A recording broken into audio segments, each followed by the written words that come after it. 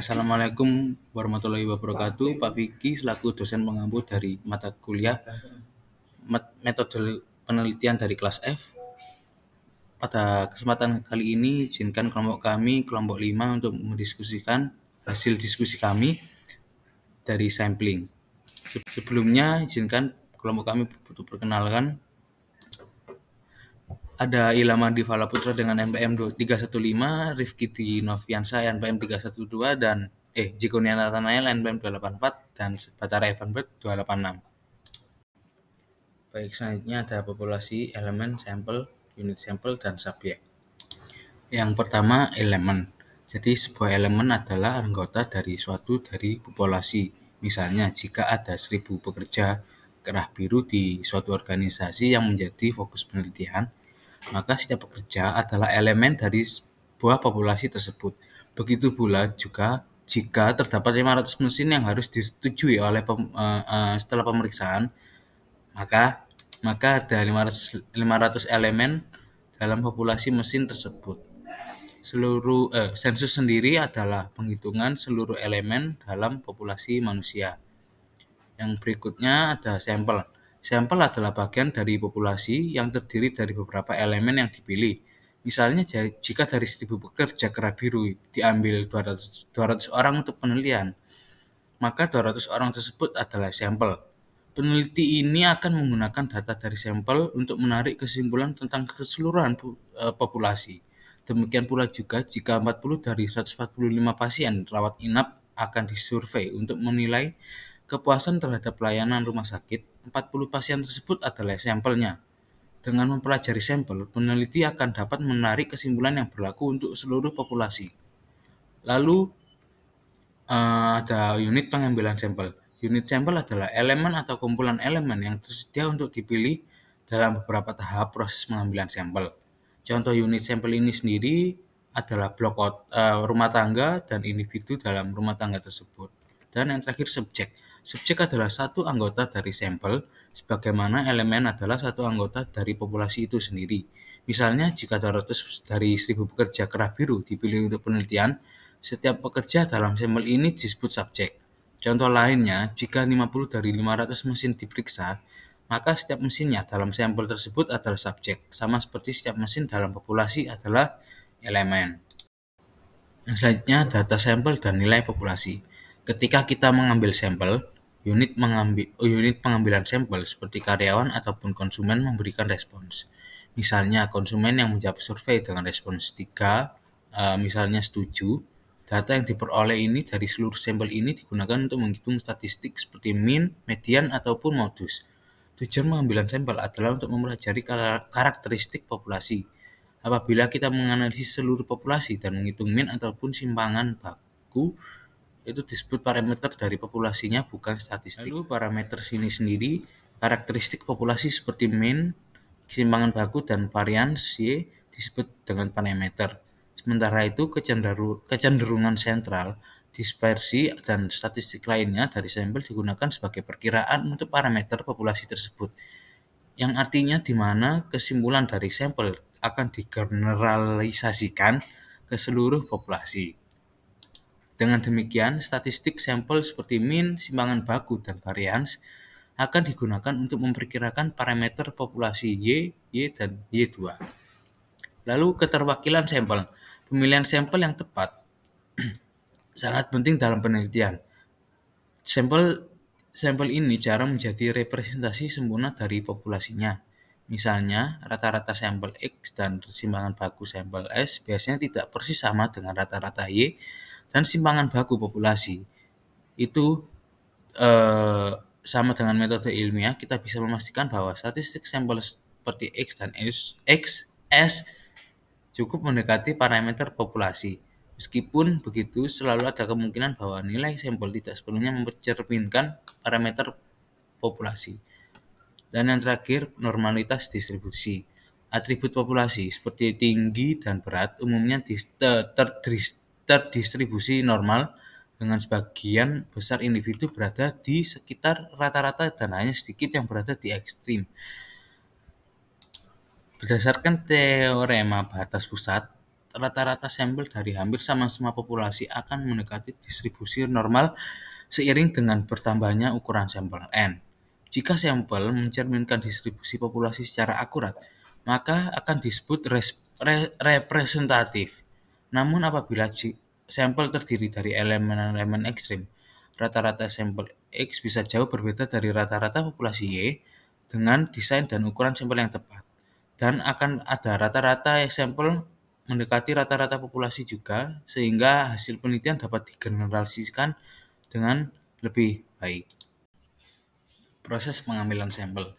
Pengambilan sampel adalah proses pemilihan elemen dari populasi untuk menggeneralisasi karakteristik populasi. Langkah-langkah utama dalam pengambilan sampel meliputi: yang pertama, definisikan populasi.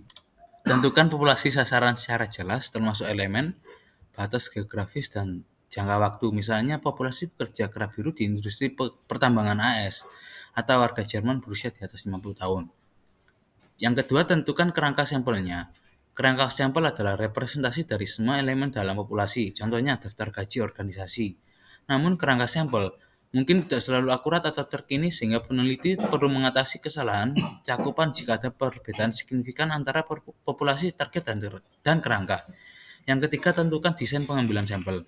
Ada dua jenis desain: probabilitas, di mana elemen memiliki peluang yang diketahui untuk terpilih, dan non-probabilitas, di mana peluang tersebut tidak diketahui, dan pemilihan desain bergantung pada tujuan penelitian dan kebutuhan generalisasi.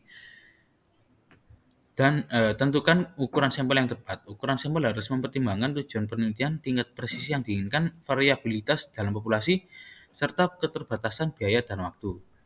Dan yang terakhir, jalankan proses pengambilan sampel, pengimplementasian langkah-langkah yang telah ditentukan untuk menyelesaikannya. Baik, untuk selanjutnya memasuki pembahasan dari sampel. Di sini sampel ini ada sampel probabilitas dan sampel non probabilitas pada next selanjutnya. Next slide. Lalu memasuki sampel probabilitas. Jadi di sini itu pengambilan sampel itu terdapat dua macam, yaitu yang pertama pengambilan sampel acak sederhana atau tidak terbatas, dan pengambilan sampel probabilitas terbatas atau kompleks. Jadi untuk pengambilan sampel acak sederhana dan tidak terbatas ini, di dalamnya terdapat dalam desain pengambilan sampel probabilitas terbatas yang lebih dikenal sebagai pengambilan sampel acak sederhana, itu setiap elemen dalam populasi memiliki peluang yang diketahui dan sama untuk dipilih sebagai subjek. Lalu selanjutnya pengambilan sampel probabilitas terbatas atau kompleks.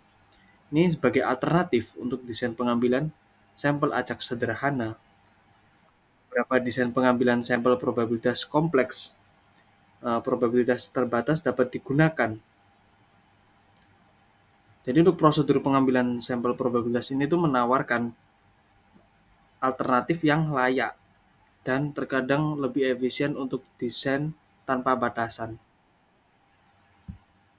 Nah, setelah membahas sampel probabilitas, di sini terdapat sampel non probabilitas. Jadi di sini terdapat dua pengambilan juga, yaitu pengambilan sampel yang mudah, lalu selanjutnya pengambilan sampel secara sengaja. Untuk pengambilan sampel yang mudah itu pengambilan sampai praktis mengacu pada pengumpulan informasi dari anggota populasi yang siap sedia untuk menyediakannya. Jadi di sini orang akan menduga kontes seperti tantangan Pepsi itu diselenggarakan atas dasar pengambilan sampel praktis. Selanjutnya pengambilan sampel secara sengaja. Untuk pengambilan sampel di sini itu dibatasi pada tipe orang tertentu yang dapat memberikan informasi yang diinginkan, baik karena mereka adalah satu-satunya yang memiliki atau mereka sesuai dengan beberapa kriteria yang ditetapkan oleh peneliti. Ini untuk pembahasan selanjutnya akan dilanjutkan oleh rekan saya. Masalah presisi dan keyakinan dalam menentukan ukuran sampel. Jadi yang pertama ada presisi, ini mengacu pada seberapa dekat kita dengan karakteristik populasi yang sebenarnya. Biasanya kita memperkirakan parameter populasi berada dalam suatu rentang. Lalu presisi itu adalah fungsi dari rentang variabilitas dalam distribusi sampai sampel dari rata-rata sampel. Lalu kepercayaan diri atau ini menunjukkan seberapa yakin kita bahwa perkiraan kita akan benar-benar berlaku untuk populasi. Lalu presisi dan keyakinan. Ini merupakan isu yang penting dalam pengambilan sampel karena ketika kita menggunakan data sampel untuk menarik kesimpulan tentang populasi, kita berharap untuk cukup atau tepat sasaran dan memiliki beberapa gambaran tentang tingkat kemungkinan kesalahan. Lalu jika kita menginginkan presisi yang lebih tinggi atau keyakinan yang lebih tinggi, atau keduanya, ukuran sampel perlu ditingkatkan, kecuali tentu saja terdapat sedikit variabilitas dalam populasi itu sendiri. Data sampel dan pengujian hipotesis. Jadi data sampel ini sebagai sarana untuk memperkirakan parameter populasi. Tetapi data sampel juga dapat digunakan untuk menguji hipotesis tentang nilai populasi, bukan sekadar untuk memperkirakan nilai populasi saja. Prosedur untuk pengujian ini menggabungkan informasi yang sama seperti dalam estimasi interval, tetapi tujuan dibalik kedua metode tersebut ini berbeda. Jadi data sampel ini dapat digunakan tidak hanya untuk memperkirakan parameter populasi, tetapi juga untuk menguji hipotesis tentang nilai populasi, korelasi populasi, dan sebagainya. Lalu yang selanjutnya yaitu menentukan ukuran sampel. Jadi ukuran sampel dan kesalahan tipe 2 ini adalah ukuran sampel yang terlalu besar. Misalnya lebih dari 500, ini dapat menjadi masalah karena kita akan cenderung melakukan kesalahan tipe 2. Lalu signifikansi statistik dari praktis. Jadi hal ini yang perlu dipertimbangkan bahkan dengan ukuran sampel yang sesuai adalah apakah signifikasi statistik ini lebih relevan daripada signifikasi praktis. Lalu terdapat aturan praktis. Yang pertama yaitu ukuran sampel yang lebih besar dari 30 dan kurang dari 500. Lalu yang kedua yaitu bila sampel akan dipecah menjadi subsampel, misalnya seperti laki atau perempuan, junior atau senior, dan sebagainya, ini diperlukan ukuran sampel yang minimal 30 untuk setiap kategori. Lalu yang ketiga, dalam penelitian multivariat atau termasuk analisis regresi berganda, ini ukuran sampel harus dilakukan beberapa kali atau sebaiknya 10 kali atau lebih. Jadi lebih besar dari jumlah variabel dalam penelitian. Lalu yang keempat yaitu untuk penelitian eksperimental, sederhana dengan kontrol eksperimental yang ketat atau pasangan yang cocok. Penelitian ini dapat dilakukan dengan sampel berukuran sekecil 10 hingga 20. Selanjutnya yaitu pengambilan sampel sebagai yang berkaitan dengan studi kualitatif. Pengambilan sampel untuk penelitian kualitatif sama penting dengan pengambilan sampel untuk penelitian kuantitatif. Pengambilan sampel dimulai dengan mendefinisikan populasi target secara tepat sebagai teknik pengambilan sampel. Terus penelitian kualitatif umumnya menggunakan pengambilan sampel non probabilitas karena tidak bertujuan untuk menarik inferensi statistik. Sampling purposive adalah salah satu teknik yang sering digunakan dalam penelitian kualitatif. Subjek dipilih berdasarkan keahlian dalam topik yang sedang diselidiki. Penting untuk memilih subjek dengan cara yang mencerminkan keberagaman populasi. Selanjutnya yaitu implikasi manajerial.